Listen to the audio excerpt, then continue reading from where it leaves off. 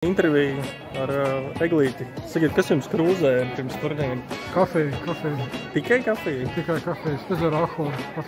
Sakiet, kas ir kaitinošākais, ko pretinieks var izdarīt partijas laikā? Uzvarēt. Labdien! Čau! Sakiet, kas ir kaitinošākais, ko pretinieks var izdarīt partijas laikā? Rūkt kārtās figūras, nepieņemt nešķi, kad man dzimšanas diena. Sakiet, kas ir kaitinošākais, ko var pretinieks izdarīt partijas laikā?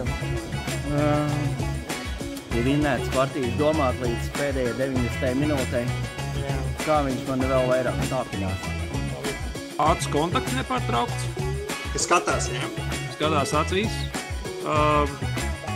Varbūt nevajadzīgs trokšķis taisa, pārmērīgi rāda savu komforta līmeni, tur staipās, tur vēl kaut kas. Jā. Nu labi, tur vienreiz pastāpies ok, bet ja izteici sāk staipīties, var teikt, jā, tad gribas apsēdies lūdzu un spēlē normāli. Jo gal galā šaks ir tomēr džentelmeņu spēle un pēc FIDE noteikumiem nevajag traucēt pretinieku, bet nu visā